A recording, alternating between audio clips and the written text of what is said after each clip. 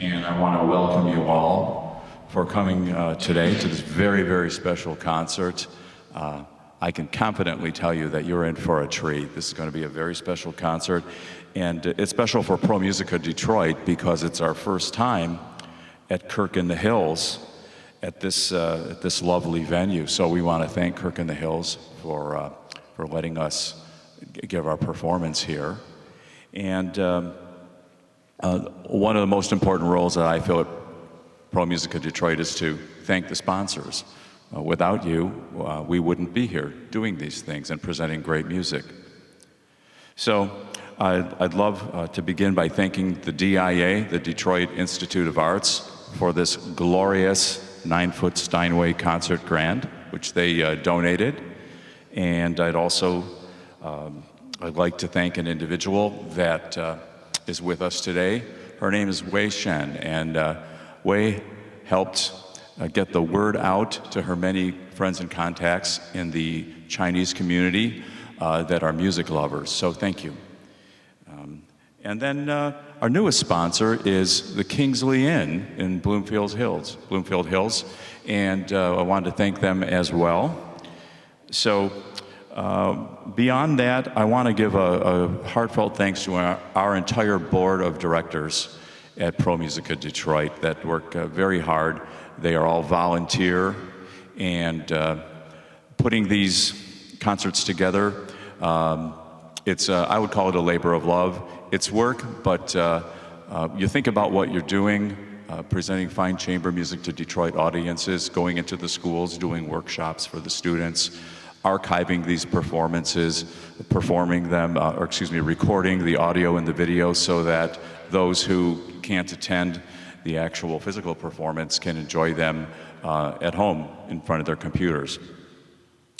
So with that said, I'd like to close out with thanking an individual sponsor, or sponsors I should say, Lee and Floyd Barthel, who have been very supportive of ProMusica Detroit, and they are our supporting sponsors for today. Unfortunately, they wanted to attend, they could not because they're traveling and they're in Spain, and their flight was delayed, so they send their best. One thing I need to say is if you have cell phones or digital devices, would you mind turning them off, please? The artist and everybody around you appreciates that. Now I'd like to bring up Dan Keelan. Dan Keelan is a fellow board member of mine. I'm proud to call him my friend, and he's Executive Vice President of ProMusica Detroit. He's going to tell you a few things about what's going on at ProMusica Detroit and introduce to you our host, Cecelia Sharpe. So why don't you come up, Dan? Thank you.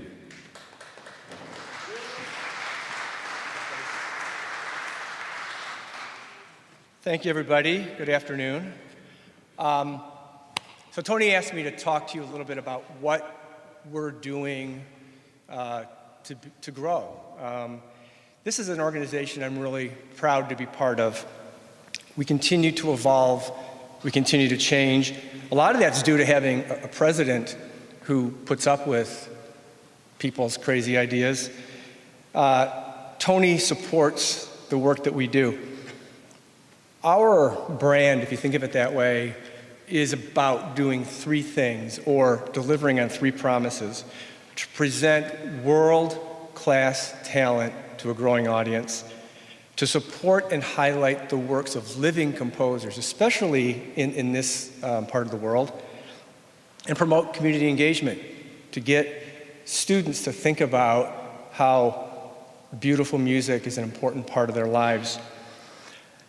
So I really think about us as creative entrepreneurs, which is fitting when you think about the composers you're going to hear today. All of them creative, all of them entrepreneurs, people working for themselves. Today you would call them gig workers. Creative entrepreneurs can do big things. And I'd like to thank all the independent contractors that work with us, because ranging from the musicians themselves to the marketing, the web design, the audio, the video, the gig workers have made us who we are. And in the last couple years, they've remade our organization. One of those people is a woman I'm about to welcome. She can start to walk out here a little bit if she wants to. When the pandemic hit, I had this idea. Why don't we move all of our performances online? That would safeguard everybody's health. It would connect people that were lonely in quarantine. And it would allow us to keep delivering on our promise to deliver great music to an audience.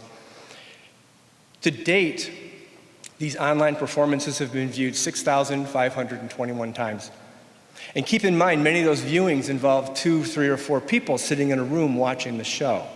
It's just under 1,200 hours of viewing. So I hope we reinvented ourselves in a way that would touch more people overall. The minute we got the idea to shift to an online format, I called Cecelia Sharpe. I asked her to become our host. She said she'd do it once, and then we'll see.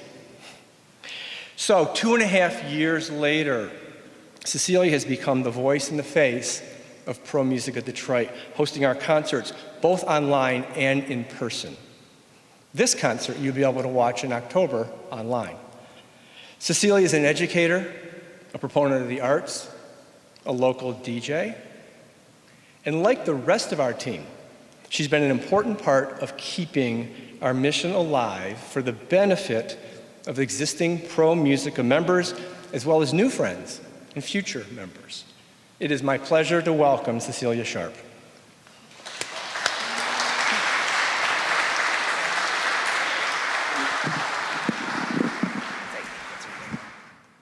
Welcome. How's everybody doing?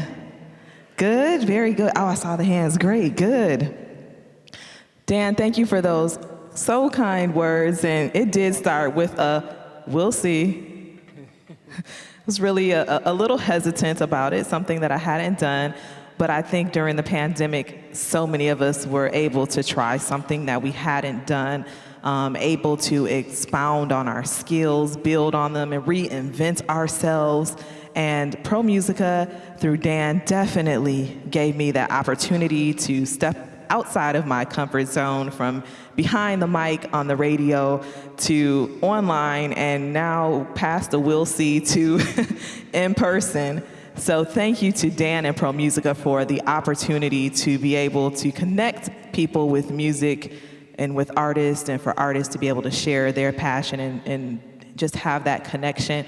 It's been great, been so much fun. So I have to definitely, once again, thank ProMusica for the opportunity, and thank the audience for tuning in during the height of the pandemic, during such a dark time, and allowing us as ProMusica to share the light of music with you, and then even taking another step out and coming in person. And we've been in some incredible venues, and this does not disappoint. We're so grateful to Kirk in the Hills for having us here. Thank you so to Kirk in the Hills as well.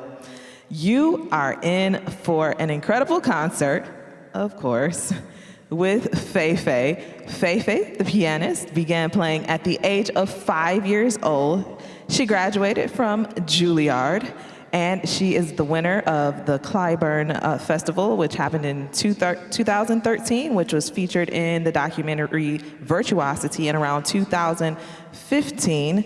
She travels around the world sharing her gifts and talents through concertos, recitals, and she's really big on community engagement, making sure when she's out performing that she's not just sharing her talents with you, the audience, but to the next generation, sharing the importance of music and just sharing her gifts with others as well, making sure she's in the community. I am looking forward to hearing her. She has a great program lined up: Chopin, Debussy, Rachmaninoff, and Beethoven. And you're gonna hear music that was composed in their early years, when they were a little younger. And one of the composers, Debussy, wrote one of his pieces, and then he wasn't pleased with it. This does not reflect my maturity as of where I am now. Yeah, well, you're gonna hear it. He massaged it and worked on it for about 15 years, and you're gonna listen to that in addition to, like I said, Beethoven, Debussy, Rachmaninoff, and Chopin. So without further ado, ladies and gentlemen, Fei-Fei. You're welcome.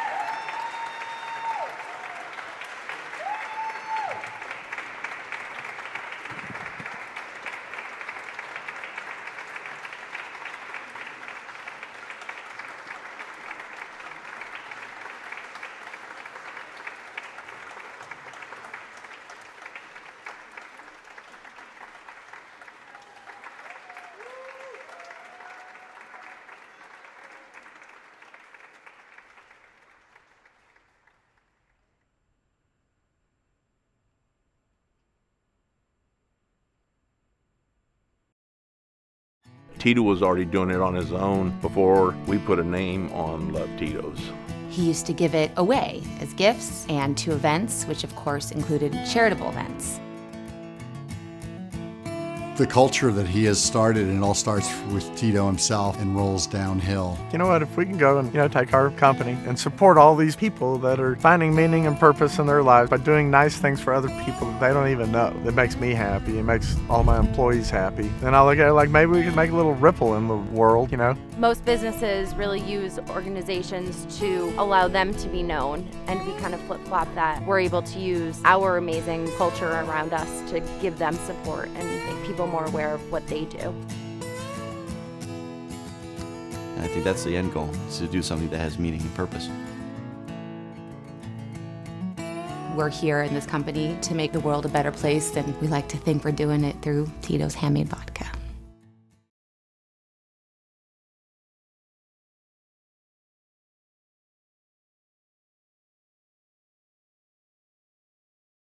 I am joined by Fei-Fei, and we're going to have a little conversation. So Fei-Fei, first of all, thank you so much for giving up your time to talk to me. I know that you could stay in your dressing room and collect yourself and prepare for the meat and potatoes of the next half of the concert, but you said, sure, I'll have a conversation with you. So thank you so much for that. Thank you, Cecelia. And our dresses match completely without any prior coordination. Yeah, right. We saw each other. We're like, ooh, we look good together, don't we? So that was really nice, right on point. Yeah, we were in fashion alignment. I was blown away by your performance. Not just from the sound that you create. The piano is an absolute extension of you, if not saying that you're one with the piano. But when I watched you perform, it was like watching a storyteller, from the way that you performed on the piano, but your body language, the way that you lifted off the stool with excitement, the way that you leaned into the music with such intensity. And it was so amazing to watch you perform from over there in the corner, and even to see the muscles in your forearm flex. I'm like, good gosh, this lady is working. She makes it look so easy, but she's working. It was amazing. So thank you so much. Now, no pressure for the second half. Oh, yeah, right. No pressure, no pressure. So there's the performance. But talk about the program and how you selected the program that you are performing for us today. Yes. So these are really a collection of some of my personal favorite pieces. And I think all of them, I think there are some pieces of the composer's life or autobiographical information translated into them, and I find them to be extremely inspiring. For example, the Beethoven was written in the year 1802, and that was the time when Beethoven first discovered that his deafness, his hearing loss, was never going to be cured. So it was a devastating time for him, yet that sonata is one of the most optimistic, one of the most lighthearted works that he has ever written. So I find that incredibly inspiring. And also Rachmaninoff in the second half, he also lived a tumultuous life, went through a lot of up and downs, and I think all of that is translated into his music. So we hear something that's incredibly vulnerable as well as hopeful. It's really a journey, and I heard you in the beginning of the concert talk about doing something that you've never done during the pandemic. And for me, it's like I actually never performed Debussy in public before the pandemic. But it was during the pandemic I started really, Debussy music just really gave me a lot of consolation. And I thought, why not program some of them in my concert? And certainly the Chopin is a piece that I've learned when I was a very young kid. And so over the years, I once in a while bring it back to play. So I feel like it's really been marinating in me. And it's really a joy to share this program with you today. Well, we definitely get to watch pieces evolve. We know as musicians, you learn a piece when you're younger, and you're so excited about it. Oh my gosh, I learned the prelude for Bach for the first suite.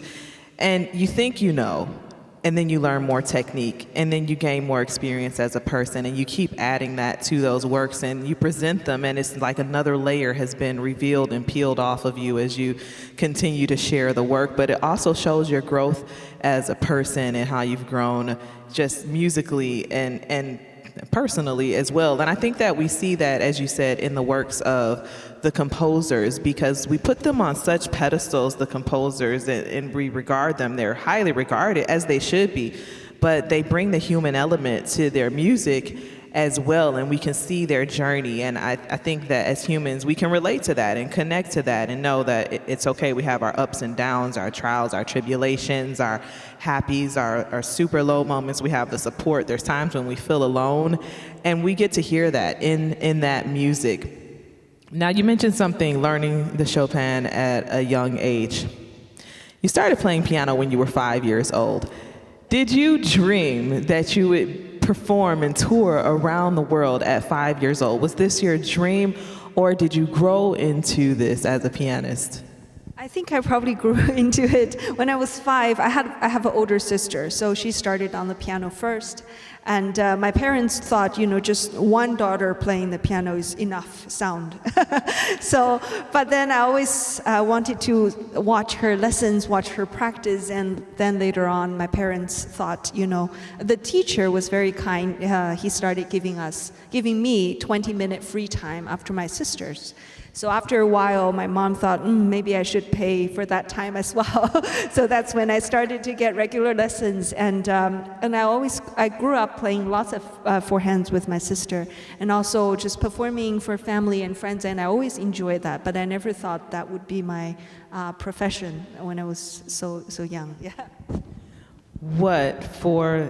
This concert is recorded, by the way. For the young people that will watch this concert later or that may be here in the audience, what does it take to get to this level? What are some of your sacrifices, and what are some of the things that you put in to be here to perform these works? And from memory, by the way.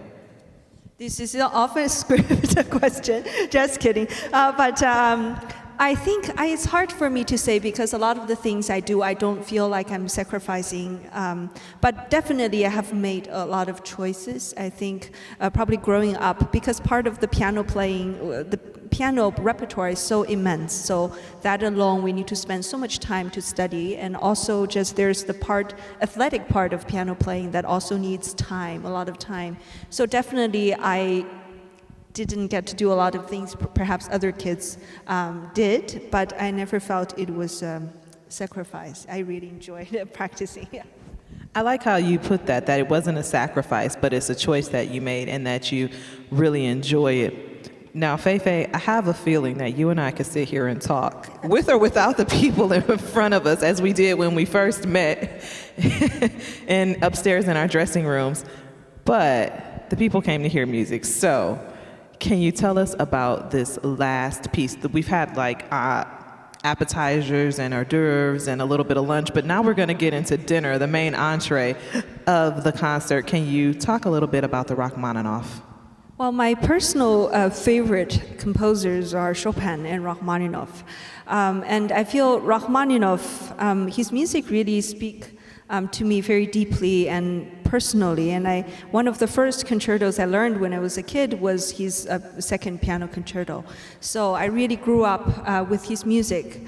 I think this piece is a set of 6 romantic miniatures. Each one captures a very distinct image or emotion. So it's really a collection of 6 character pieces. And I feel like in Rachmaninoff's music, there's always this sense of constant longing and yearning, trying to search for something. And that's, I think, perhaps what makes his music so heart-wrenching. And we definitely hear that in each of the pieces, but as well as a set, because the first 4 are all in minor mode. And not until number 5 and number 6 they reach the major. So I feel like as a set, it's also a journey through the up and downs. So I'm really excited to embark on this journey with all of you today. Yeah.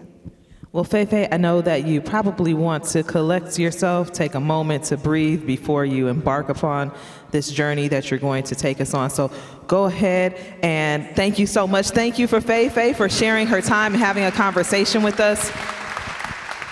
We're going to get back into the concert, into the meat and potatoes with the work of Rachmaninoff, with Fei-Fei taking us on a journey. Thank you once again for being here, and let's jump back right into the music.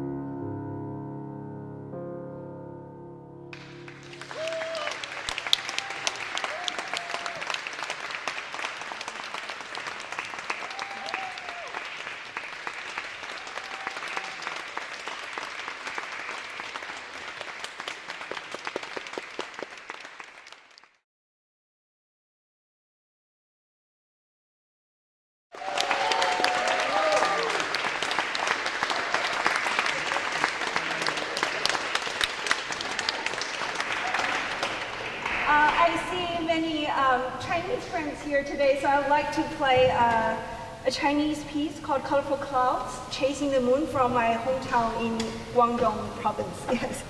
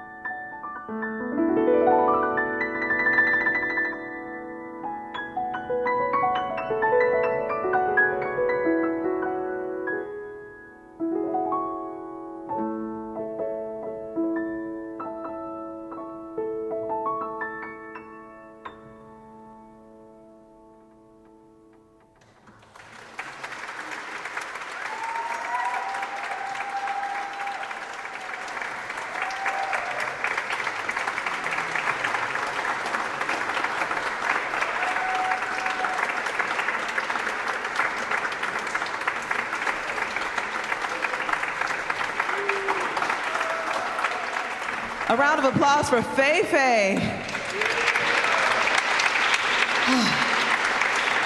And what a beautiful encore to close out this afternoon's concert. I'd like to thank Fei-Fei once again for sharing her gifts and talents with us here at Kirk in the Hills. It was quite a beautiful afternoon, and I hope that all of you enjoyed it. And of course, thank you for being here. We couldn't do this without you. We'd just be playing to ourselves. So thank you so much for coming out and listening. Give yourselves a round of applause.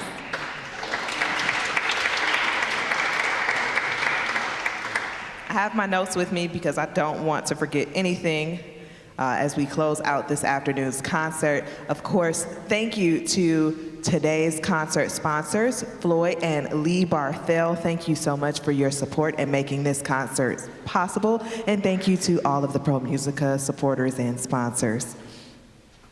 I'd have to let you know that this concert is being streamed later this fall in October, so please see us at our website, ProMusicaDetroit.com, for more information, updates on concerts, and on how you can become a ProMusica member and get involved. Visit us on our social media, Facebook and YouTube. And of course, once again, I encourage you to become a subscriber, get a subscription to ProMusica, and check out our season's concerts.